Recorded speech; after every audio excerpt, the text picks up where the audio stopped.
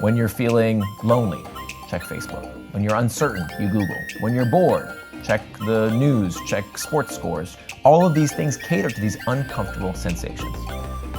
We're always going to be distracted by one thing or another. If we are to fight distraction, if we are to be the kind of people who do what we say we're going to do, we only really have two choices. Most distraction, it turns out, is not spurred by the external triggers at all. Most distraction does not start outside of us, but rather starts from within. That the root cause of why we become distracted is because we feel these internal triggers, these uncomfortable emotional states that we seek to escape. That neurologically speaking, we only do things for one reason, and that is to avoid discomfort. Physiologically, we know this is true. If you go outside and it's cold, that's not comfortable. What do? You put on a coat. And when you go back inside, now it's too hot, that's not comfortable, you take it off.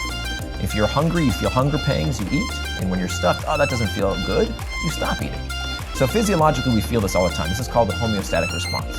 When you're feeling lonely, check Facebook. When you're uncertain, you Google. When you're bored, check the news, check sports scores.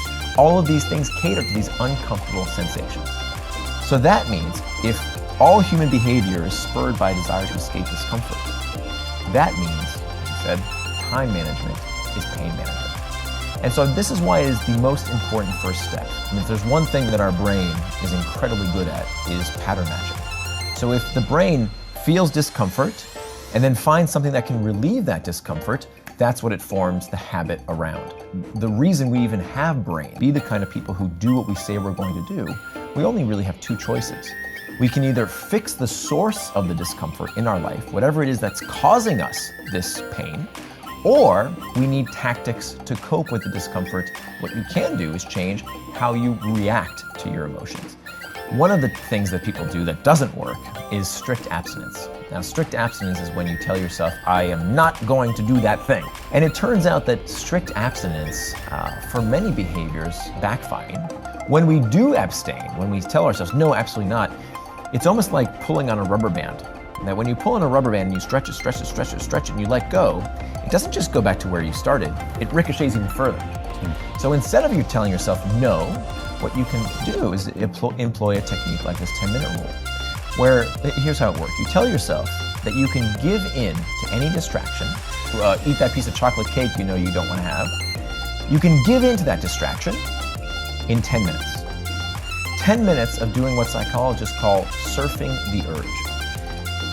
When it comes to these uncomfortable emotional states, we know that emotions don't last forever. In the moment, we think they will last forever. What I oftentimes do, I'll take out my phone, I'll say, set a timer for 10 minutes, I'll put my phone down. And my job for those 10 minutes is to simply reflect on that sensation, or to get back to the task at hand. And 9 times out of 10, by just setting that 10-minute rule, it's an incredibly effective and simple technique.